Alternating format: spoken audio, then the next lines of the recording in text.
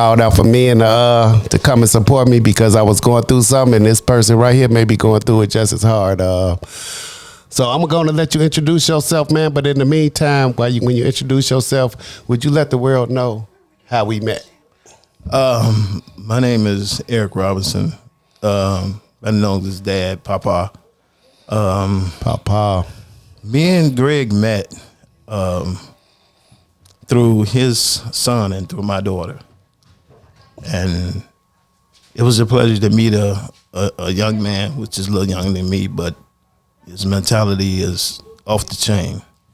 But I'm glad we met. Me too, I'm bro. glad that we kicked it off.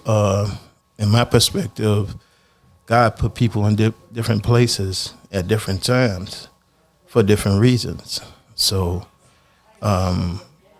with that said and done, it was something that was made, something that we've been doing, something that we are not stopped going to doing. I wish, and I wish it get better and better every time that we do it.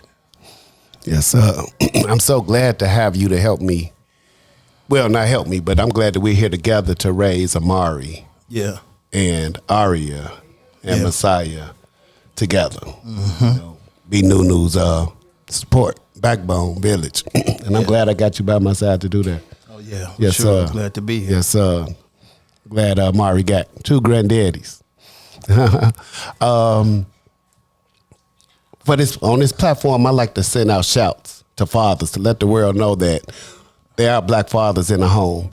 Is there a father figure or figures you want to send a shout out to? Would you say their name and let them know why they're special? Let the world know why they are special to you? Well, I want to say one of the fathers is one of the reasons why we're here now, which was Gregory. Gregory was a good father.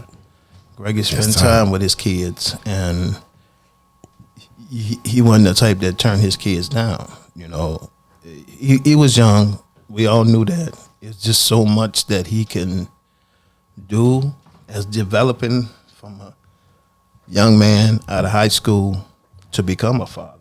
You know, I had a child at 18. So I understand the process of not knowing what you can do at certain times. You know, transforming from a teenager to a father is a hard thing to do. So I understood Greg. You always, in a way, felt sorry for Greg because my daughter, she's a handful. She's a handful. She's a go-getter. You know, Greg's was different than Nunu. Nunu outgoing. Nunu, not saying that Greg didn't get out, but Nunu was outgoing. She was outspoken, and Nunu had to be heard in a lot of situations. And in certain situations, I would wanted her to be heard, but sometimes you didn't know Greg was in the room. You know, so I have had the experience to be around a lot of young men when I was younger, coaching, and after I did my little time in the street to help and mentor, to be around a lot of young men. So I knew different characters of gang banging, young men that was totally disrespectful, young men that was just didn't care. And Gregory never came off to that point of none of those to me. So I always just looked and asked my wife, is he okay? You know, is he all right? Because he was just so quiet and laid back. Yep. So I don't know, Nani in the went out the room, but I want to straighten one thing out. Nani told me, she said, Nunu, Donetta and Gregory got into it. And she said, Eric, I know you don't think my son is good enough for your daughter. I said, Nani, why would why would you say that? You know, why would you say that? Because he smoked weed. Nani, I did everything he did to the third power when I was Greg H. So me being a real man, I can't knock a young man that came up and did the same thing I did. So, I mean, that would make me a bad person. That would make me a bad father, a bad leader for my family to set out bad examples. So I really cared about this young man, you know, and I've grown to care about him like my own son, you know. And Greg can come in my house and do whatever he want to do without us being there. Shower, take a nap, or do whatever he want to do because he was just that cool type of person. Mm-hmm. You know, I had no threat. Mm-hmm. You know what I'm saying? So I hadn't even really got to know you. Yep. Yet. Because he used to tell me about you. Right. Before I knew you. Right. You know? But I used to sit up and pull Greg to a side, not only to educate him on my daughter, to educate him on any other women or any other adults that would come into his life that, you know, you have to stand up. You have to speak out, even though you're not that outspoken person, you know. And he would come and ask me things, and I'll sit him down and I'll talk to him, you know. But he was a lovable type of kid. I mean, me and my wife always had kids in our house. We had my son's basketball players. We had my daughter's basketball players. We always had a house full of kids. They used to call us Mom Punk Cattle. You know, Jules was my best friend. $5 of cereal for $10. You know, because they ate cereal all day and all night. You know, we didn't turn nobody kids down. And my wife stayed in the kitchen. So shout out to Cookie. Yeah, shout out to Cookie because she stayed in the kitchen. She got up at night when they came in and they didn't wasn't no cereal. Made them hot dogs and, you know, French fries and, you know, if your kid came to my house, he got fed. Mm-hmm. He got loved like he was our own kid. And that's the way I did Greg, you know. Yes, so he's just an honest guy. And to meet his parents, Nicole, she's laid back. Greg, Papa's Papa, but he's a wonderful guy, you know. He's a wonderful Papa, and I'm really glad to be in this environment right now and before.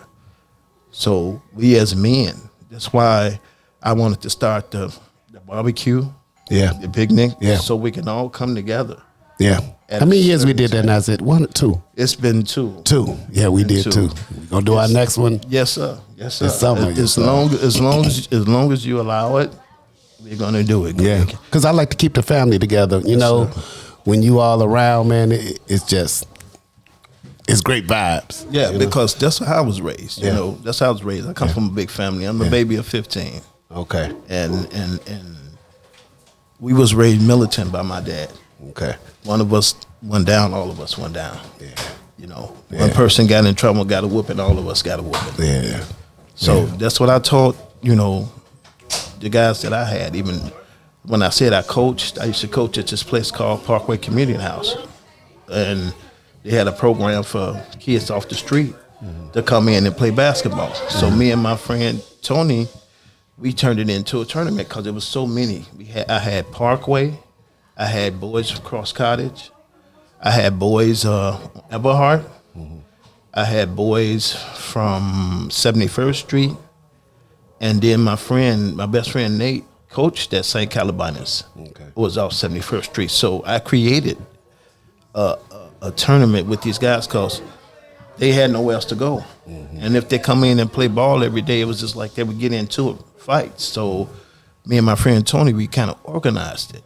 Okay. So I dealt with all kind of characters. And sad to say, after the whole house took that program away, as you look now and a little while before, they not even a few blocks away from each other. And a little while after they took that program away, these guys started killing each other. The reason why I was hitting on that because I've always knew the characters of young men, and Greg was just so laid back, so cool, and so quiet. Like I say, he could have came to my house and slept and took baths, showers. I would leave. I would have nothing to do with it because he was just so cool, you know.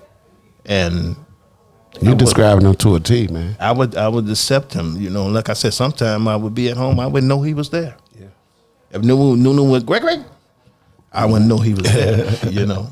So, you know, that's the reason why I was hitting on that, Greg, because I've always knew the characters and young men that been around my kids, my daughters, and the character of my family. And Greg was just the coolest person, you know.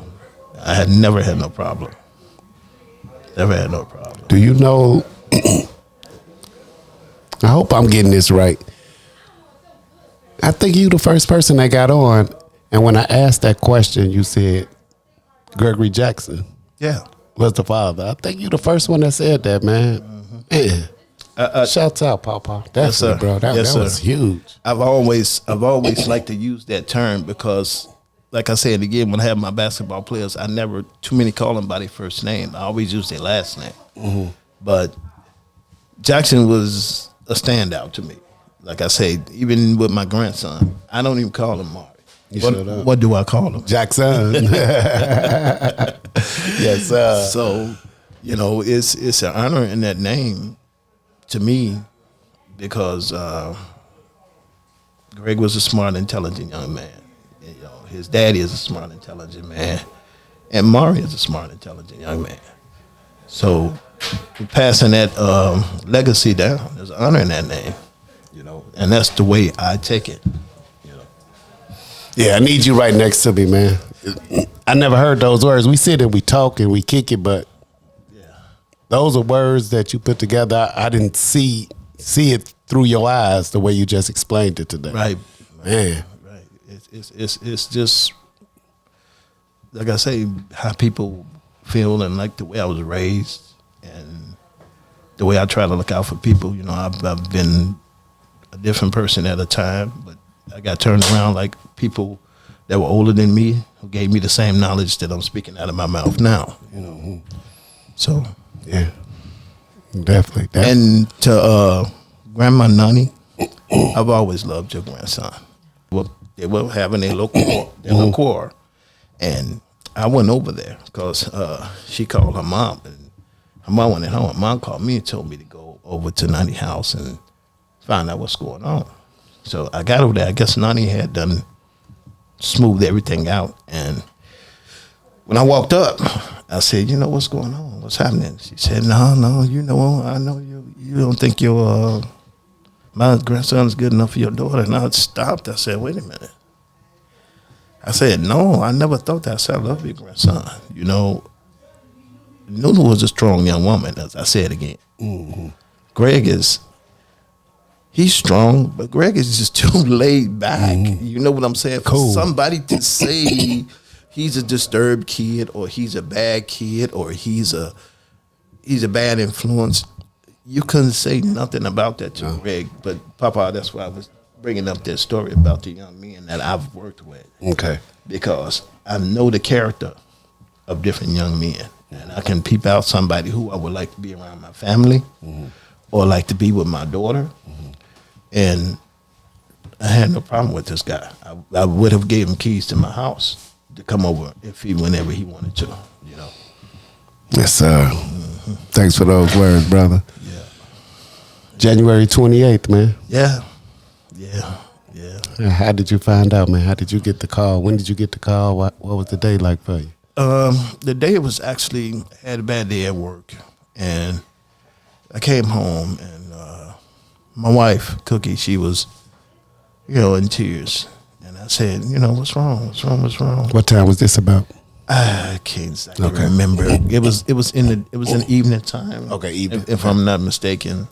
And she was crying. I said, what's wrong? And she said, Gregory's been shot. I said, who? I got a brother named Greg, and I got, it's you and a couple other guys I know named. I said, Greg, I never ever would have thought that your son was in the line of that type of trouble. It was the last person I would have thought of. But when she said him, I kind of froze, because some people don't deserve the ending of their life the way it goes. You know what I'm saying? I might be putting in so many words, but I know Greg didn't deserve that. To be the type of person, the young man he was, he didn't deserve to be gone. And that's how I feel. And that's how strongly I go 100% with that.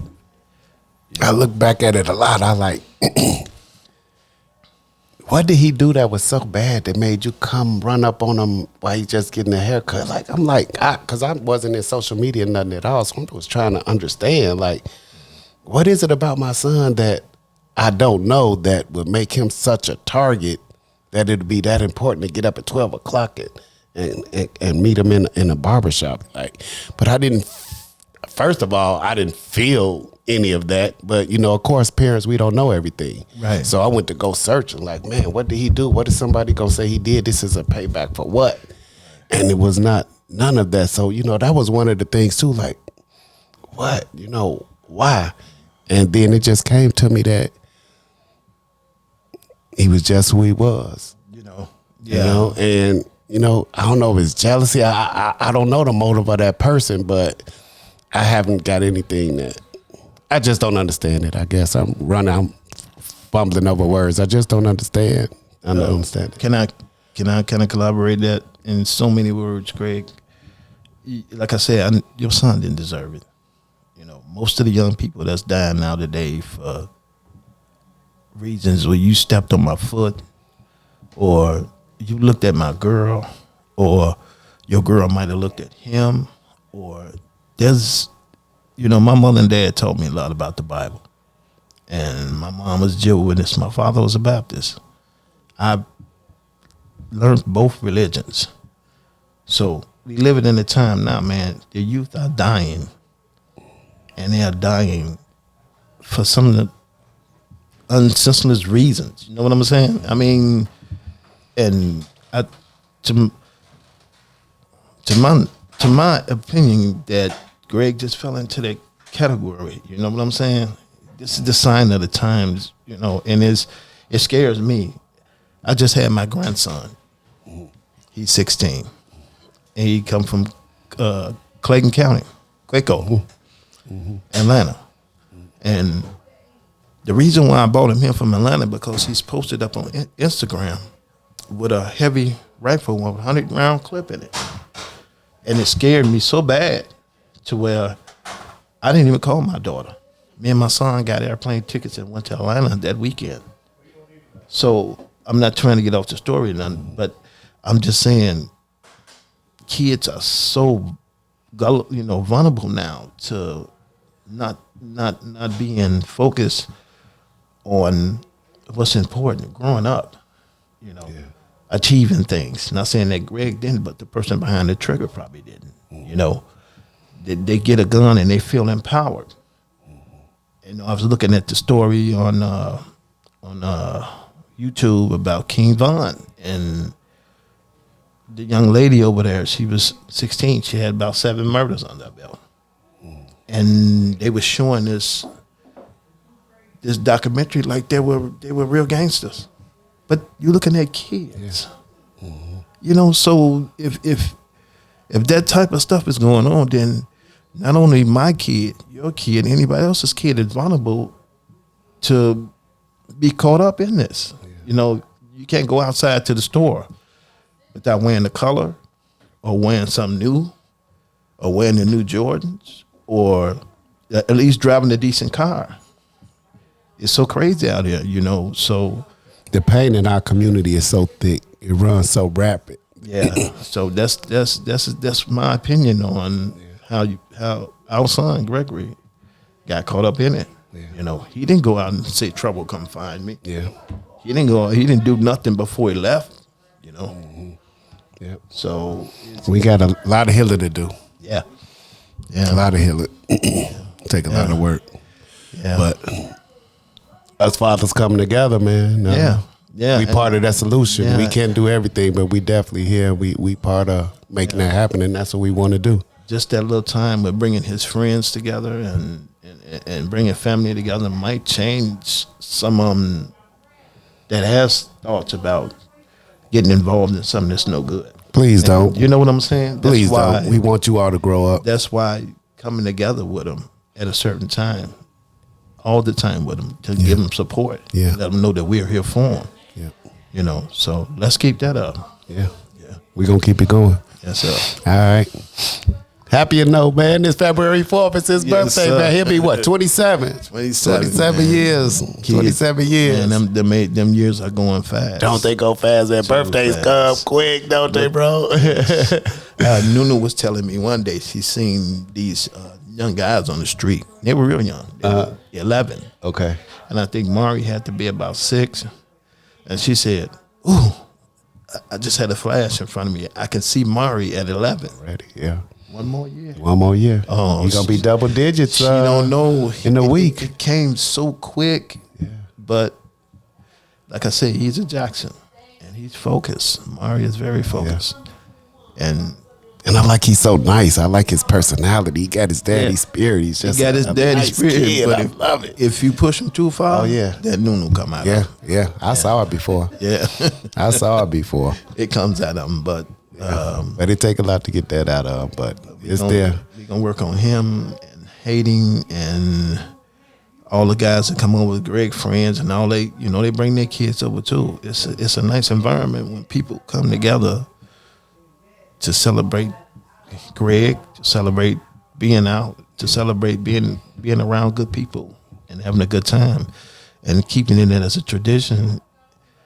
Later on when me and you out of the picture, they can keep doing it. They can keep it going. And then their kids can keep it doing it. So this is... Because that's where we came from. Remember going to grandma's house? Yeah. Yes, sir. Yeah. Yes, sir, man. It's just if some of these families would get their kids most involved in family and being around family, then they'll get their mind on being something so they can have their own family. Yeah. Family is the first step. Yeah. Yeah. But what's one of those funny stories you want to share with the world, man? What's something you want the world to know about Lil Greg, man? I'm gonna tell you, man. I'm gonna tell you something, Greg. We was living on 40th and Calumet, and Nunu and Greg and all of them came over. Janetta, Jamon, all of them, all the young cats was over, and I've always been understanding about, the young kids, what they do, because I did it when I was young. So I'd rather for them to do it under my supervision than be out, or somebody give them something bad, So anyway, they was in the back in my car and doing their thing. And I called on them out. I said, y'all come on out. I said, because, down there, the police sometimes they come in and out the alley. I said, y'all been in there too long. Come on out. Come on upstairs or come in the backyard. So everybody got out. Greg got out last. I said, Laverne. I told my wife, I said, look at Greg. I said, it looked like he walking on a cloud. And he was walking and he was hitting a step and he was halfway missing the step. He hit a step and then halfway missed a step. So I thought about Fred Sanford. And Rollo. Yes, my man. I said, Laverne, look at Rollo.